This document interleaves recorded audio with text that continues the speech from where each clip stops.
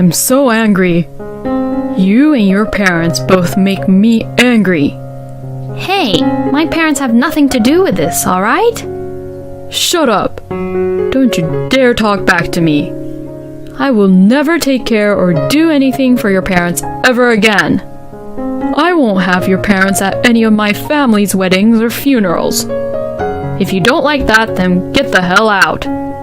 Fine, but are you okay with that? What are you talking about? I'm actually glad that you're leaving. Don't ever contact me again. As he said that, I confronted my husband, Dan, with a piece of paper. The moment my husband saw the paper, he was surprised. What? Divorce papers? My husband was lying on the sofa, but he got up instantly. Hey, what's the meaning of this? You're divorcing me all of a sudden? My name is Mary Cooper, and I'm currently a 29-year-old company employee. I currently live with my husband, Dan, and with our 3-year-old son, Sean. I have been working for my father's company since I graduated from college. But, to my annoyance, my husband is completely against it. I work for a well-known company. Wouldn't it be embarrassing if people found out that my wife works at a fairly small parts factory? Why would you even say that? When we first got married, you were showing off to people by saying that I was the CEO's daughter. Why do you even hate my parents and the company my father runs so much these days? You'll never understand, will you? You should just quit your job. My husband insults me by saying such things and tells me to quit working. I think it's cool that my father is always enthusiastic about his work, always challenging himself and always pushing forward. And I respect my father very much because he's a person who cares about his employees. So I have no intention of quitting my father's company at all. It actually seems like my husband doesn't like the fact that I respect my father more than him. I was thinking how petty Dan was and started to wonder why he suddenly started saying such horrible things. When I was eating breakfast with my husband and son, my husband said to my son as if he remembered something. You know what, Sean? When you grow up, go to a good university and work for a major company. Don't you dare ever get a job at a small factory making parts. I just couldn't believe what Dan was saying to Sean. Hey! Don't talk to our child like that, I said angrily, to which my husband replied, There's nothing weird about it. I'm just teaching him what's normal in the world. Why doesn't he realize that this statement in itself is insulting not only to my father and myself, but also to the employees who work at the company? I should rather teach Sean not to be such an inconsiderate man like his own father. No matter how much I tried to warn him, my husband kept saying these kind of terrible things. He seemed to really want me to quit my job. And my husband continued to say and do things after that to hurt me, and kept on telling me to just quit the job like I've been saying from before. Until now, I have wondered why my husband has become such a cold and terrible person, and I hope that he would at least go back to how he was in the old days. But since I don't see any sign of that, I have given up on him. It's not that I haven't considered a divorce, but Dan's parents are very nice people, and not only me, but my parents also get along very well with them. Which is why I end up hesitating for a divorce, because I don't want to cause any disappointment to my parents and his parents because of our divorce. Dan's parents and my parents are really close, that my father and Dan's father seem to go fishing together a lot, and my mother and Dan's mother both like the same artists and go to live concert shows together frequently. And Dan's parents and my parents were very protective and take very good care of our son. I felt that it would be wrong to take away the environment in which my son, who grew up with so much love and affection, was so happy with. That is why I couldn't be brave enough to divorce Dan. But my love and affection I had for my husband is growing more and more dry. I I'm gradually getting to the point where I don't even want to sleep with him, and I sleep with my son in his room these days. Seeing me be like that, my husband didn't like that and tried to force us to sleep in the same room as him. But my son started to cry a lot, perhaps because of my husband's frustration. So he stopped, and he also stopped coming into Sean's room after that. Soon after, my husband and I stopped talking to each other. My husband continued to harass me in order to get me to quit my job. He increased my housework chores by doing things like leaving the dishes on the table after eating or leaving clothes around the room, and on days off when he was home, he would lounge around on the couch and watch TV all the time doing nothing. He also wasted my effort by going out for drinks with his coworkers even after I made dinner. And when he sees me, he grins at me. What he's doing is really too childish and immature, and it's appalling. A little while later, my husband came home looking very happy. Hey, I'm home. Yes, I know. Welcome home. Another dull greeting from you, huh? Well, I'll forgive you because I'm in a good mood today. What made you be in a good mood? To be honest, I didn't even want to keep the conversation going, but since he kept on grinning stupidly like that, I asked the question. He really had this face which really just annoyed me. You really want to know? Well, I guess I don't have a choice. I might be promoted to be the head of the department. Oh, really? That's great! I thought that was simply amazing. I congratulated him with genuine feelings, but my husband says something else that made me feel down again. Now, like that, you really don't have to work.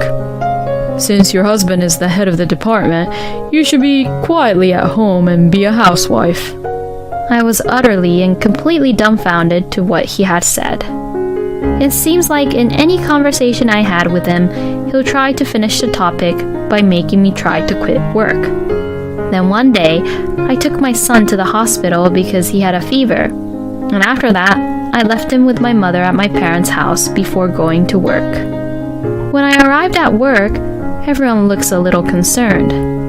What's going on? I asked the desk clerk nearby, and he said, well, the president is talking to a business partner right now, and it seems like the president is very angry with him.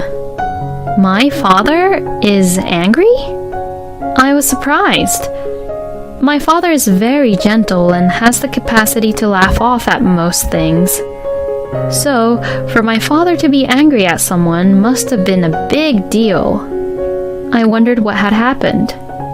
I was curious, so I went into his office. Oh, it's you, Mary. I heard Sean had a fever. Is he okay? Yeah, the fever is gone now, and he's sleeping very well now. Anyways, what's wrong? The employees were worried that you were angry, Father. Yeah, I'm sorry about that, but I heard something very unforgivable. While my father and I were having this conversation, a young man sitting across from him stood up. Oh, long time no see, Mary. Oh, Justin, long time no see. I heard that the business partner came here, but I didn't know it was you, Justin. He is a young employee of a company that my father's company does business with, and he is a very good-natured kid. Justin had taken over the job from the previous person in charge and is currently in charge of our company, and he is a very nice young man who always gifts us with something to eat and talks to us, which is very rare to see these days. But I suddenly had a question in my mind. Why was my father getting angry at Justin, who was a good person? Father, what do you mean you heard something unforgivable? Well... Then my father explained to me what Justin had told him. Justin works for an electrical goods manufacturer, and just recently he had succeeded in developing a new business which led to a project with a major company. While he was working on the project with his other employees, thinking about quality and function, they decided to ask my father's company for help if we could produce some of the parts for them. So, Justin came to my father's company and held various meetings to discuss about the project. After making steady preparations, when the project was finally ready to proceed, his boss took away the presentation materials that had been prepared just before the project was about to start. And his boss then took the liberty of making a presentation to the employees and executives and took credit for it. The presentation was accepted by the executives, and his boss might be promoted to be the next department manager. My face grew redder and redder, and I began to get angry. Justin further told me that his boss said, "The company that makes this part is not trustworthy, so I'll ask another company to make it for me." The company he said that wasn't trustworthy was my father's company. My anger reached its peak. "Oh, I am so sorry, Justin. My husband did something so stupid and terrible." Hearing this, Justin says, "What? Isn't your boss Dan Cooper at the company you work for?" Yes, it is.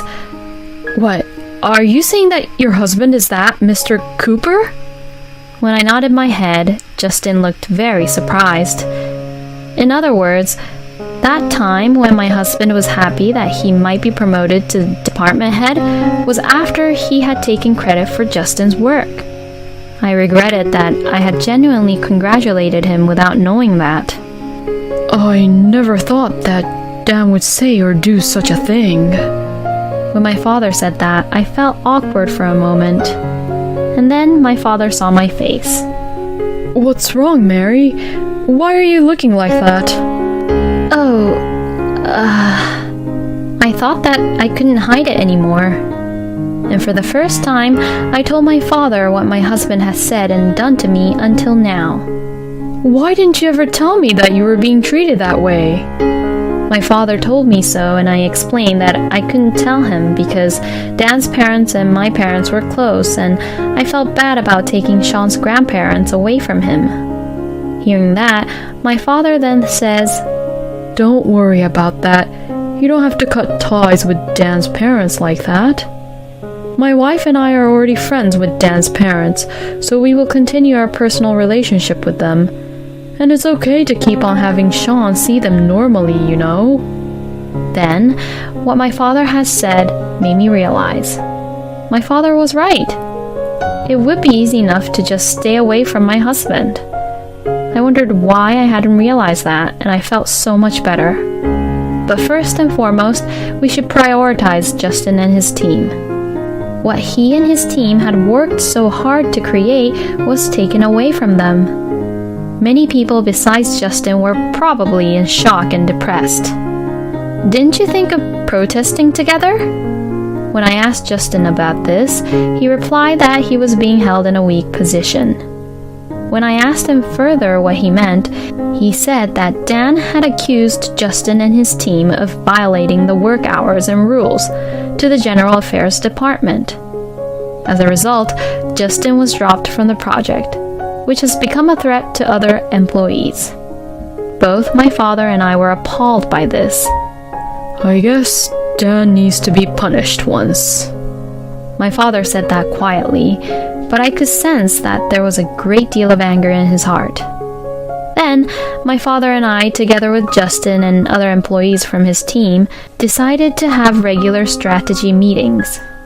They were all upset and afraid because my husband threatened them, but now they were united and eager to get back at him. And we all decided to search together for evidence on how the project was created. We weren't able to find the evidence easily, but Justin and his team members did their best to find them. Justin also told the person in charge of the project from a major company about the situation. The person in charge was a very nice person, and he brought his boss to Justin's company and told the executives and the president of the company about the situation.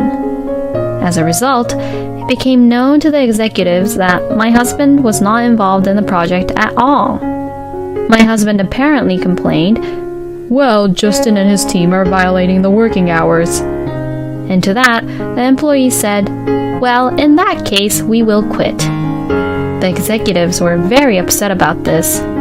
Since it was obvious that it was Dan's fault, the executives agreed to take disciplinary action against him. In the end, my husband was demoted from a section manager to an ordinary employee, and even had to transfer to a small department rather than being promoted to a department manager, because he had done something terrible to lose the company's trust. On the day he was being demoted, I was waiting for Dan at home. He came home looking dismayed. You came back home late. I need to talk to you. Well, I'm not in the mood to talk to you right now. Maybe some other time. With that, my husband lies down on the sofa. Well, I need to talk to you. Shut the hell up. I'm tired. How selfish are you? I don't need you to tell me what to do. Huh? What the hell? Are you arguing back to me? Ugh, I'm so angry. You and your parents both make me angry. Hey, my parents have nothing to do with this, alright? Besides, your parents and my parents are good friends, remember? Knowing that, why do you say such terrible things about my parents? Shut up! Don't you dare talk back to me. I will never take care or do anything for your parents ever again. I won't have your parents at any of my family's weddings or funerals. If you don't like that, then get the hell out. My husband was quite distressed and said such things to me, as if he was trying to take all his anger out on me. But what he said was out of the line. Fine, but are you okay with that? What are you talking about? I'm actually glad that you're leaving. Don't ever contact me again. As he said that, I confronted my husband Dan with a piece of paper. The moment my husband saw the paper, he was surprised. What? Divorce papers? My husband was lying on the sofa, but he got up instantly. Hey, what's the meaning of this? You're divorcing me all of a sudden. You betrayed me, so divorce is what you'll get, don't you think so? Hey, wait a minute. Betrayed you? You mean to say that I betrayed you by saying horrible things about your parents? Are you crazy enough to divorce me over something like that? That doesn't matter anymore. This is why I'm asking for a divorce. With that, I spread out a document which was in an envelope out on the table. It was photos of evidence that my husband was having an affair with a woman whom I've never met. How come you know? You look like you're having a great time here. This is different. It was just an impulse. I don't care if it was an impulse or a serious one. The fact that you had an affair will never go away. Divorce is absolute. Child support is absolute. Alimony is absolute. And there will be no division of property. If you aren't agreeing to these conditions, you're going to hell. What? What do you mean? You apparently met this girl at a bar, but she's a high school student. What? You gotta be joking, right? She didn't even look that young. It's true. I hired an investigator to find out if you were doing anything suspicious, and everything came out. And according to the investigation, that girl is a high school sophomore student. Cheating on your own wife alone is just disgusting, but if the world finds out you're with a high school student, you're really doomed for life, and normally you'd be under arrest. Wait a minute. I'll agree to all the terms of the divorce, so please, just don't say anything about this. Please. Fine. I don't like people saying that my son's father was arrested either for such a stupid and disgusting reason. And I know some dirt about that high school girl anyways. Yes, the high school girl who said she met him at the bar had been smoking and drinking. So I told the girl and her parents that I would report the drinking and smoking to her school if they didn't pay the alimony. I heard that the girl went to a prestigious all-girls high school, And if the school finds out, she would be expelled at once. So, the girl and her parents apologized to me and paid me $40,000, saying that they hoped I wouldn't do that. And my husband, who was afraid of getting arrested, paid me $50,000 in alimony and over $100,000 for child support. All of Dave's savings were now gone, and he was left penniless. But the fact that Dave was having an affair and that the partner was a high school student somehow spread as a rumor at his workplace, and he began to be looked at coldly by all the employees.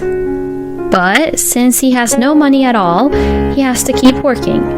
And combined with the stress of not knowing when he will be exposed for his illegal activities, he now looks very old for his age and does not look like he is in his 30s. He deserves what he got.